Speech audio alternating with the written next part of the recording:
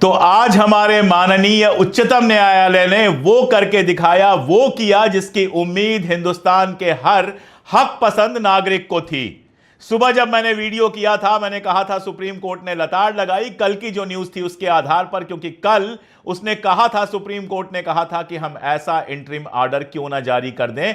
हम ऐसा interim order जारी करने वाले हैं। यह भी पूछा था सेंट्रल गवर्नमेंट से कि अगर आप वक्फ बोर्ड के अंदर गैर मुसलमानों को भर रहे हैं तो क्या मंदिरों में, जो मंदिरों की मैनेजमेंट कमेटी है, उसके अंदर आप गैर हिंदुओं को भरेंगे? ये सारे सवाल जिस तरह से पूछे गए थे, हम भी इस बात को जानते हैं कि सुप्रीम कोर्ट कई बार लताड़ तो बहुत लगाता है लेकिन फैसला उल्टा आता है। लेकिन जिस तरह से ये सवाल पूछे गए थे, जिस तरह से दिन भर की कार्यवाही को मैंने फॉलो किया था, उसके आधार पर ही मैंने कहा था कि मुझे पूरी उम्मीद है कि सुप्रीम कोर्ट ये इंटरिम ऑर्डर पास करेगा। और आप देखिए 2 बजे से सुनवाई शुरू होती है, 1 घंटे के अंदर अंदर सुप्रीम कोर्ट अपना ऑर्डर देता है, एंट्रिम ऑर्डर देता है, और उन्हीं 3 पॉइंट्स पर सेंटर को झुकने के लिए मजबूर करता है, मोदी सरकार को झुकने के लिए मजबूर करता है। जिन 3 पॉइंट्स की बात हमारे यहां जस्टिस अंसारी ने की थी, और जिन 3 पॉइंट्स के बाद जो ये पूरा कानून बनाया गया था मुसलमानों के हक को छीनने के लिए,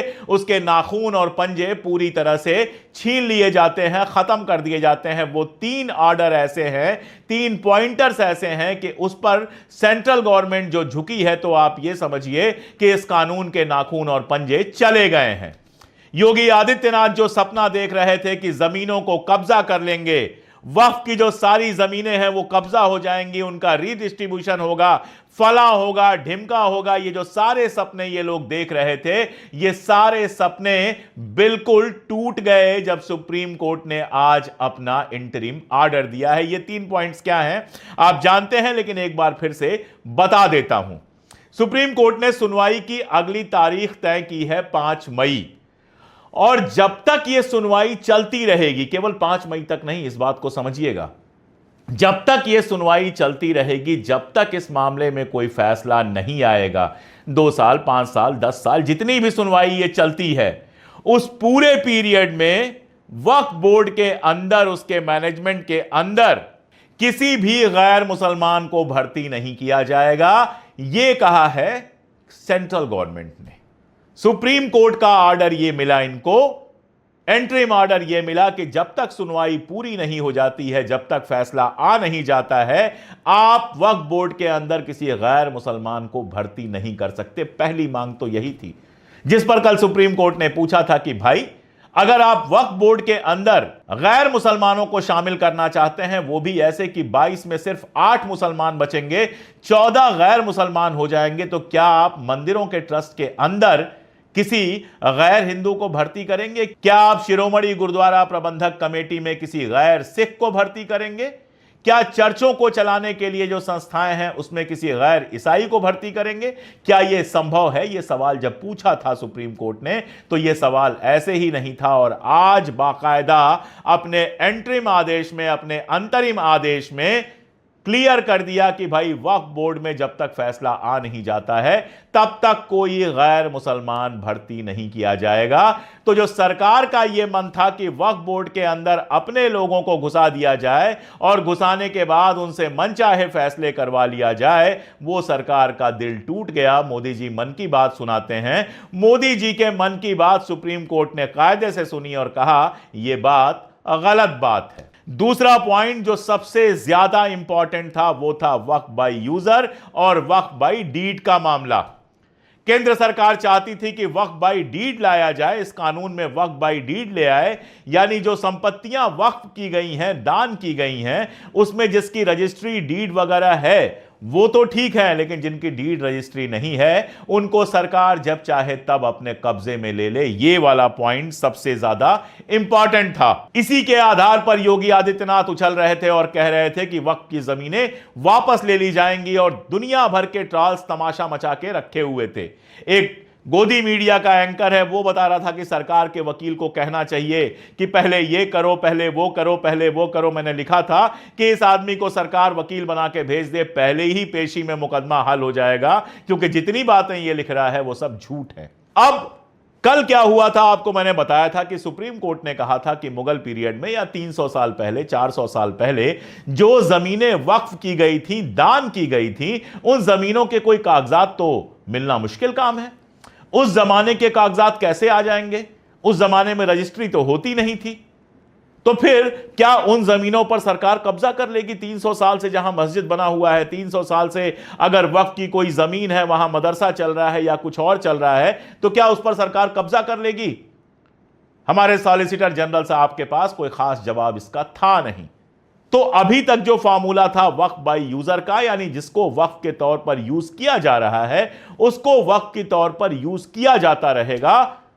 सुप्रीम कोर्ट ने अपने ऑर्डर में कहा कि वही फार्मूला रहेगा।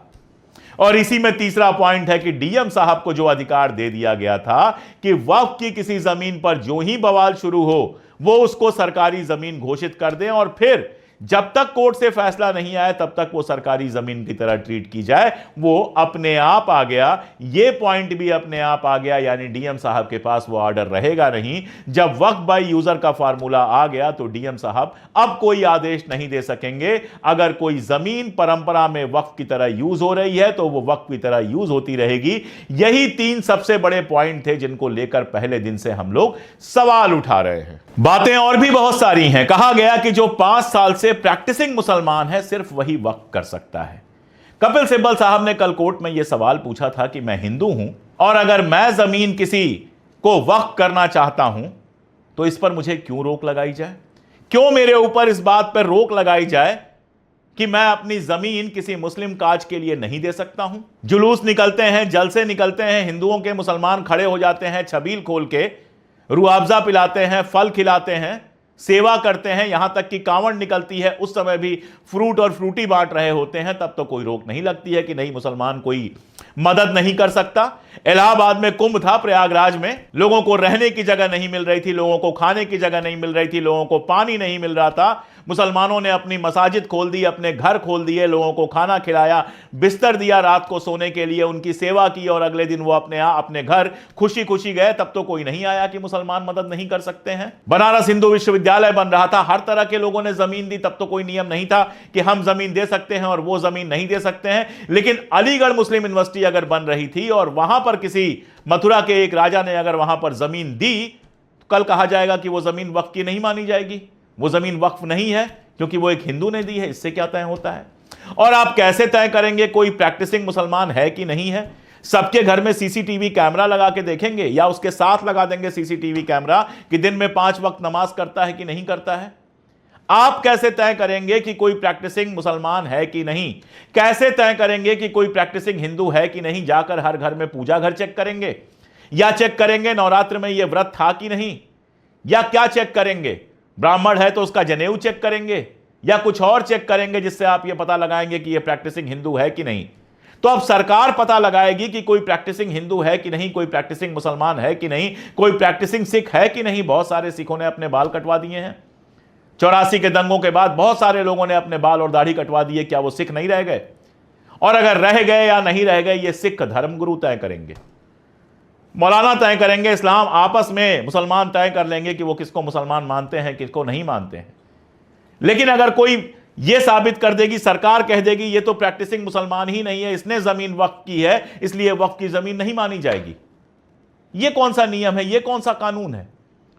कल ये सवाल पूछा कपिल सिब्बल ने और इसका भी कोई खास जवाब जो हमारे सरकारी वकील साहब थे उनके पास था नहीं। दरअसल वक्फ बिल जो लाया गया है, अमेंडमेंट बिल जो लाया गया है और जो पास होकर अब वक्फ कानून बन गया है, वो इतनी जल्दीबाजी में और इतना फटाफट तैयार किया गया है कि मत पूछिए। बाकायदा जेपीसी बनी थी, ज्वाइंट पार्लियामेंट्री कमेटी बनी थी, उसमें विपक्ष के मेंबर्स की बात ही नहीं सुनी गई। एक भी संशोधन उनके कहने पर लागू किया ही नहीं गया। 400 पन्ने की रिपोर्ट बना के उनको दे दी गई और कहा गया कल सुबह इस पर बात होगी, और कोई बात नहीं हुई। संसद के अंदर भी जब बहस चल रही थी तो बस जल्दी जल्दी में बहस निपटाई गई। जो लीगल और बाकी सारे प्रोसेस थे वो पूरे ही नहीं किए गए। और यही वजह थी कि जब यह बिल कानून बना और कानून बनने के बाद इसको चुनौती दी गई सुप्रीम कोर्ट में, और हमने बात की लीगल एक्सपर्ट से, चाहे वो जस्टिस अंसारी हो जो हमारे चैनल पर आए थे, उन्होंने बहुत डिटेल में बात की थी, या फिर दूसरे दोस्तों से भी जो मैंने बात की, सब ने कहा कि इसके अंदर इतनी खामियां हैं कि सुप्रीम कोर्ट अगर इसको कायदे से देखेगा तो यह कानून जस का तस तो लागू नहीं हो पाएगा। और आप देखिए, जब पेशी होती है, कल पेशी हुई है, कल शुरू हुआ है, ये कल पहली सुनवाई हुई है, आज दूसरी सुनवाई थी, और इतने में ही सुप्रीम कोर्ट ने उन 3 पॉइंटर्स पर, उन 3 बिंदुओं पर ऐसी कड़ी रोक लगा दी कि सरकार की सारी मंशा धरी की धरी रह गई। मैंने कहा था सुबह कि जिस वक्त कानून को अपने सर पर ताज की तरह पहनना चाहती थी सरकार, अब वो उसके कानों में पिघले शीशे की तरह घुलेगा। जब मैंने सुबह का वीडियो किया तो कई दोस्तों ने यह बात कही थी कि कोर्ट बातें तो बहुत बड़ी बड़ी करता है, कोर्ट फटकार तो बहुत लगाता है, लेकिन फैसला गड़बड़ आता है। देखिए, भरोसा करने के अलावा और हमारे पास है क्या? सुप्रीम कोर्ट हमारा सबसे बड़ा मंदिर है, न्याय का सबसे बड़ा मंदिर है। हर जगह से निराश होकर आदमी वहां जाता है। इलाहाबाद में आपको पता है 2 रेप केसेस थे जिसमें ऐसे फैसले दिए गए हाईकोर्ट द्वारा जो एकदम से समझ में नहीं आ रहे थे। एक बच्ची को खींच के ले जाया गया पुल के नीचे, उसके पजामा खोलने की कोशिश की गई, नाड़ों पर हाथ लगाया गया, उसकी देह पर यहां वहां हाथ लगाया गया, और हाई कोर्ट के जज साहब ने कह दिया कि नहीं, इसमें ऐसी कोई बड़ी बात नहीं थी, इसको माना नहीं जा सकता कि वो आदमी इस लड़की के साथ गलत काम करना चाह रहा था। जरा सा भी किसी के पास दिल और दिमाग है तो वो समझ सकता है कि एक बच्ची के नाड़े पर कोई हाथ क्यों लगाता है, क्या पड़ी है किसको। मामला गया सुप्रीम कोर्ट में और सुप्रीम कोर्ट ने तुरंत कहा कि इस तरह की बात बिल्कुल गलत है। ऐसे ही गौतम बुद्ध नगर में मामला हुआ, एक बच्ची पार्टी करने के लिए गई, एक लड़का धोखे से उसको एक फ्लैट में ले जाता है, उसके साथ गलत काम करता है। इलाहाबाद हाईकोर्ट कहता है कि लड़की की अपनी मर्जी थी, उसमें लड़की खुद जिम्मेदार है। सुप्रीम कोर्ट फिर से उसको लताड़ लगाता है और सुप्रीम कोर्ट में वो केस जाता है और सजा जिसको मिलनी चाहिए उसको सजा मिलेगी। जब ऐसा होता है तो हमारा दिल बड़ा हो जाता है, क्योंकि हम एक कॉन्स्टिट्यूशनल डेमोक्रेसी में रहते हैं। हमारे यहां कॉन्स्टिट्यूशन सबसे ऊपर है, संविधान सबसे ऊपर है, यहां तक कि पार्लियामेंट से भी ऊपर संविधान है। इसलिए अगर पार्लियामेंट में भी कोई ऐसा कानून बन जाता है जो नहीं पास होना चाहिए, जो संविधान के अनुरूप नहीं है, तो सुप्रीम कोर्ट उस पर रोक लगा सकता है। तो सुप्रीम कोर्ट से हम उम्मीद किए बैठे थे, देश भर के हक पसंद लोग उम्मीद किए बैठे थे। कपिल सिब्बल साहब लड़ रहे थे, ओवैसी पूरे दिन थे, कांग्रेस ने केस किया था, महुआ मोइत्रा ने अपनी याचिका लगाई थी, देश भर से 100 से ज्यादा याचिकाएं लगाई गई थी। सबको उम्मीद थी कि सुप्रीम कोर्ट इसमें कुछ कर सकता है। और आज जब सुप्रीम कोर्ट ने यह अंतरिम आदेश दिया है तो हमारा सीना थोड़ा गर्व से फूला है कि हम एक लोकतंत्र के नागरिक हैं, हम एक संवैधानिक लोकतंत्र के नागरिक हैं जहां पर संविधान सबसे ऊपर है। अगर संसद कभी संविधान के रास्ते से भटकेगी तो सुप्रीम कोर्ट की यह जिम्मेदारी है कि संसद को पकड़कर, सरकार को पकड़कर संविधान के रास्ते पर ले आए। और आप देखिए, ये इंटरिम ऑर्डर जो आए हैं, वक्फ को लेकर जितनी बुरी मंशाएं थी इन लोगों के दिलो दिमाग में, जितना इन लोगों ने सोचा था फटाफट वक्फ की जमीनें खाली कराने का, कब्जा करने का, केवल एक दिन लगा, ये 3 आदेश आए और आप सोचिएगा कि इनकी सारी हसरतें धरी की धरी रह जाएंगी। न ये वक्फ की जमीनों पर कब्जा कर पाएंगे, न डीएम साहब लोगों को इतना अधिकार दे पाएंगे कि विवाद शुरू हो और खटाखट जमीन को सरकारी घोषित कर दें, और ना ही किसी नॉन मुस्लिम को, यानी अपने किसी बंदे को वक्फ की कमेटी में शामिल कर पाएंगे। अगर फिलहाल हम इसे जीत ना माने तो क्या माने? जब लगातार उल्टी चीजें हो रही हों तो माननीय सुप्रीम कोर्ट का ये जो इंटरिम ऑर्डर आया है, मुझे तो ये जीत की तरह लगता है। आप किसी भारतीय जनता पार्टी के नेता से मिलिएगा, पूछिएगा, उसको निश्चित तौर पे ये हार की तरह लगता होगा। किरण रिजिजू ने बाकायदा धमकी जैसा दिया था कि हमारे काम में न्यायपालिका हस्तक्षेप न करे तो बेहतर है, वरना हमें भी न्यायपालिका में हस्तक्षेप करना पड़ेगा। और मैंने सुबह भी कहा था कि धमकियों का असर सिर्फ उनके पास होता है जिनकी रीढ़ की हड्डी रबर की बनी होती है, कहीं भी झुक जाती है। जिनकी रीढ़ में सचमुच की हड्डी होती है, उनके ऊपर धमकियों का असर उल्टा पड़ता है। सुप्रीम कोर्ट ने बता दिया कि इस तरह के रोज सुबह शाम दिए जाने वाले बयानों का उसके ऊपर कोई असर नहीं पड़ा। इसलिए बहुत ज्यादा लंबी लंबी बातें करने की जरूरत नहीं है। असल काम करना है, जो कोर्ट के अंदर हमारे वकील जो लड़ रहे हैं उनका मोरल सपोर्ट बनाए रखना है, उनके साथ खड़े रहना है। जिन लोगों ने याचिकाएं दर्ज की हैं उनको हर तरह का सहयोग करना है और उम्मीद करना है कि माननीय सुप्रीम कोर्ट साल 2 साल बाद ही सही लेकिन वो फैसला देगी जो लोकतंत्र को विजयी बनाएगा, जो संविधान को सर्वोपरि रखेगा। और जिन लोगों के दिमाग में यह भ्रम है कि सरकार सर्वोपरि है, इस भ्रम को वो दूर कर दें। देश में संविधान सर्वोपरि है और अगर सुप्रीम कोर्ट की सबसे ऊंची कुर्सी पर कोई ऐसा जज बैठा होगा जिसके लिए संविधान ही भगवान होगा, जिसके लिए संविधान ही सब कुछ होगा, तो सरकारें कभी भी तानाशाही नहीं कर पाएंगी। तो यह एक अच्छी खबर है, खुश होइए। और एक चीज हमेशा याद रखिए कि सड़कों पर उतरकर तबाही मचाने और दंगा करने से कोई समस्या हल नहीं होती है। समस्या हल होती है उसी जगह जहां समस्या का जड़ होता है। इस समस्या की जड़ संविधान के अंदर है। संविधान ही इस समस्या को हल कर सकता है और संविधान के थ्रू इस समस्या को हल करने की सबसे सही जगह सुप्रीम कोर्ट है, जहां से आए ये 3 अंतरिम आदेश हर हिंदुस्तानी, हर हक पसंद हिंदुस्तानी के लिए सर ऊंचा करने की चीज है। मैं शुक्रिया कहता हूं माननीय सुप्रीम कोर्ट का, सर झुकाता हूं उनके सामने और उम्मीद करता हूं कि हमेशा हमेशा भारत के संविधान को वो सबसे ऊपर रखेंगे। अगर हिंदुस्तान में कोई तानाशाह बनने की कोशिश करेगा तो उसकी उम्मीदों पर लगाम लगाएंगे। आज के लिए इतना ही। आपको भी बहुत बहुत मुबारक और मुझे भी बहुत बहुत मुबारक और उन सब लोगों को बहुत बहुत मुबारक जो वक्फ कानून के अंदर किए गए परिवर्तनों के खिलाफ लड़ रहे हैं, जो हिंदुस्तान में संविधान के लिए लड़ रहे हैं, जो हिंदुस्तान में लोकतंत्र की आत्मा को बचाने के लिए लड़ रहे हैं। बहुत शुक्रिया।